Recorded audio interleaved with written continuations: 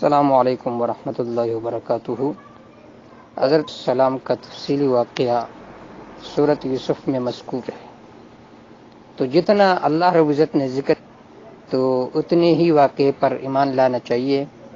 اور جس سے قرآن مجید خاموش ہے اور صحیح احادیث خاموش ہے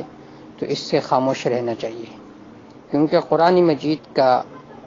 یہ قاعدہ ہے اور مفسرین نے اس قاعدے کو ذکر کیا ہے کہ ابہموا ما ابہمہ اللہ،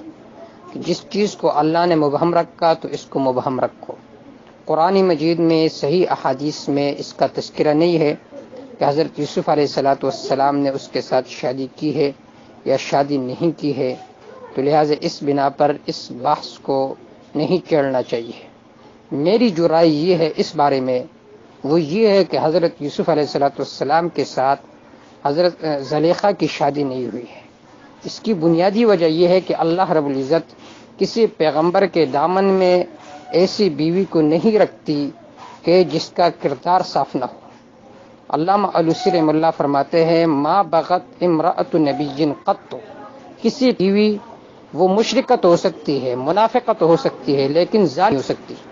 تو چونکہ میری رائے یہ ہے، میں اپنی رائے اس لیے کہہ رہا ہوں کہ ہو سکتا ہے کسی کا اور رائے ہو، کہ جب حضرت یوسف علیہ السلام پر الزام لگایا زلیخہ نے تو وہ الزام بھی یہی تھا کہ انہوں نے مجھ سے مطالبہ کیا۔ تو پیغمبر کی جو بیوی ہوتی ہے ان کا کردار بالکل صاف ہوتا ہے، چاہے اس سے شادی ہوئی ہو یا شادی نہیں ہوئی ہو، دونوں صورتوں میں، قبل الزواج بھی بعد الزواج بھی، پیغمبر کی جو بیوی ہوتی ہے ان کا کردار صاف ہوتا ہے۔ منافقت ہو سکتی ہے، مشرکت ہو سکتی ہے، لیکن زانیہ بھی نہیں ہو سکتی، اور اس طرح بھی نہیں ہو سکتی کہ جو لوگوں پر غلط تہمتیں لگائے، الزام لگائے۔ تو میری رائے اس میں یہ ہے، روایات کے طرف دیکھتے ہوئے، کہ حضرت یوسف علیہ السلام کے ساتھ زلیخہ کی شادی نہیں ہوئی ہے، اور صحیح روایات سے بھی ثابت نہیں ہے، قرآن مجید بھی اس سے خاموش ہے، تو لہٰذا اس میں خاموشی ہی اچھی ہے۔ والسلام۔